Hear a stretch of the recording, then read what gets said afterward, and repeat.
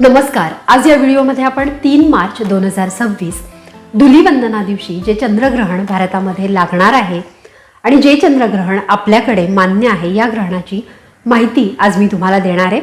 या व्हिडिओमध्ये आपण या ग्रहणाच्या वेळा, हे ग्रहण भारतामधून कुठून दिसणार आहे, त्याचप्रमाणे जगभरातून हे ग्रहण कुठून कुठून दिसणार आहे, हे सगळं आज आपण या व्हिडिओमध्ये बघणार आहे. या ग्रहणाचा स्पर्श म्हणजे हे ग्रहण या दिवशी 3 मार्चला दुपारी 3:20 सुरू होणार आहे. या ग्रहणाचा मध्य म्हणजे सर्वोच्च बिंदू हा त्याच दिवशी सायंकाळी 5:04 असणार आहे आणि ग्रहण समाप्ती सायंकाळी 6:48 होणार आहे. या ग्रहणाचा वेध जो आहे हा सकाळी सूर्योदयापासून म्हणजे सकाळी 6:20 पासून सुरू होणार आहे. चंद्रग्रहणाचा वेध काळ ग्रहण स्पर्शाच्या आधी 9 तास सुरू होतो.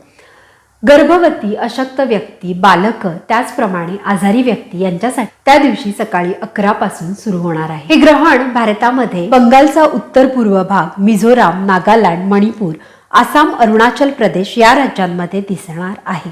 या ग्रहणाचा एकूण कालावधी 3 तास 27 मिनिटं इतका आहे. जगभरात हे ग्रहण ईस्ट युरोप, आशिया, Australia, north America, Pacific, Atlantic, Indian ocean, Arctic आणि अंटार्क्टिका मध्ये दिसणार आहे. आता जगभरातली काही प्रमुख शहरं सांगते जिथे हे ग्रहण दिसणार आहे. New York, Canada, Melbourne, Jakarta, Sydney, हाँगकाँग, Chicago, Washington DC, Bangkok, Singapore, San Francisco, Los Angeles, Shanghai, Tokyo, Mexico, Brisbane, Beijing, Brazil, Argentina, Santiago, Dhaka, Kolkata, New Delhi, Mumbai, Tashkent, उझबेकिस्तानमध्ये, पुण्यामध्ये पार्शियल एक्लिप्स दिसण्याची शक्यता आहे. या ग्रहणाला ग्रस्तोदित चंद्रग्रहण म्हटलेलं आहे.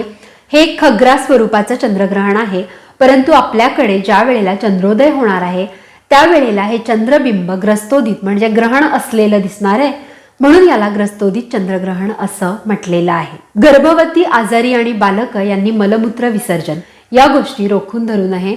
तुमची औषधं चालू असतील तर ती नक्की खावी. त्याचप्रमाणे जर तुम्ही गर्भवती असाल तर पाणी पिणं आणि बाकीच्या गोष्टी खाणं पिणं हे नक्की चालू ठेवू शकता.